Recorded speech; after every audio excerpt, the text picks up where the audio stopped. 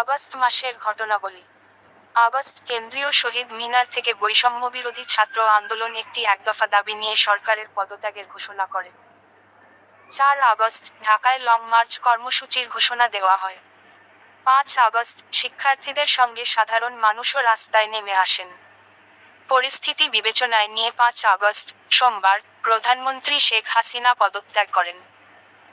দুপুরে জাতির উদ্দেশ্যে ভাষণে সেনাপ্রধান জেনারেল ওয়াকারুজ্জামান এ কথা জানান।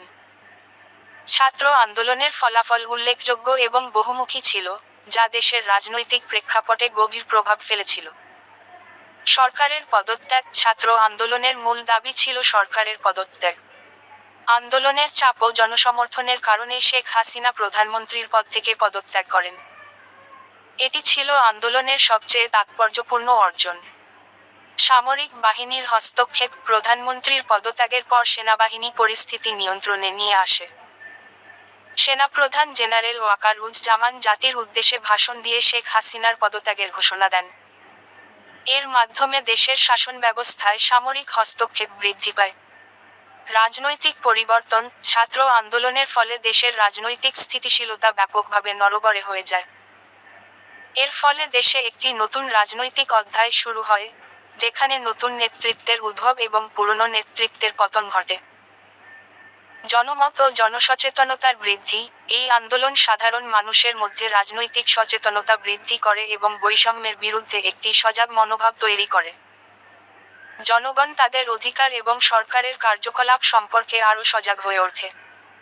শিক্ষার্থীদের শক্তি প্রদর্শন। এই আন্দোলন প্রমাণ করে যে শিক্ষার্থীরা সমাজে একটি বড় ধরনের পরিবর্তন আনতে পারে। এটি ভবিষ্যতের জন্য একটি প্রেরণা হিসেবে কাজ করে, যেখানে শিক্ষার্থীদের দাবি এবং মতামতকে গুরুত্বের সঙ্গে বিবেচনা করতে হয়। ছাত্র আন্দোলনের এই ফলাফলগুলো দেশের ভবিষ্যৎ রাজনৈতিক এবং সামাজিক প্রেক্ষাপট গঠনে গভীরভাবে প্রভাবিত করেছে। সেনাবাহিনী কী করল? শেখ হাসিনার পদত্যাগের পর সেনাবাহিনী দেশের পরিস্থিতি নিয়ন্ত্রণে নেওয়ার জন্য কিছু গুরুত্বপূর্ণ পদক্ষেপ নেয়। ক্ষমতা গ্রহণ। প্রধানমন্ত্রীর পদত্যাগের পর সেনাবাহিনী দেশ পরিচালনার দায়িত্ব নেয়।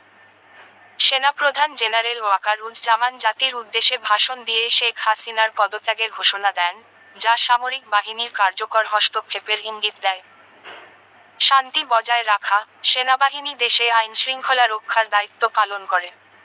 আন্দোলনের উত্তেজনা প্রশমিত করার জন্য এবং যাতে কোনো ধরনের বিশৃঙ্খলা না ঘটে, সে লক্ষ্যে সেনাবাহিনী সতর্কতার সঙ্গে বিভিন্ন পদক্ষেপ নেয়।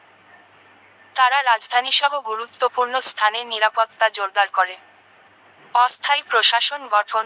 সামরিক বাহিনী দেশের শাসন ব্যবস্থা পরিচালনা করার জন্য একটি অস্থায়ী প্রশাসন গঠন করে।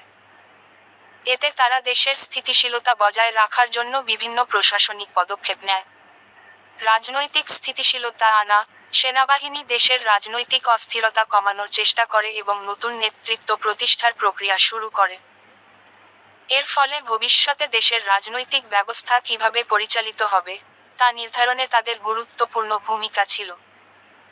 এই পদক্ষেপগুলো সামরিক বাহিনীর নিয়ন্ত্রণে দেশকে শান্ত রাখতে এবং রাজনৈতিক অস্থিরতা কমাতে সহায়তা করেছিল। তবে সেনাবাহিনীর হস্তক্ষেপ দীর্ঘমেয়াদে দেশের গণতান্ত্রিক প্রক্রিয়াকে প্রভাবিত করেছে। ছাত্রদের দাবি কি পূর্ণ হয়?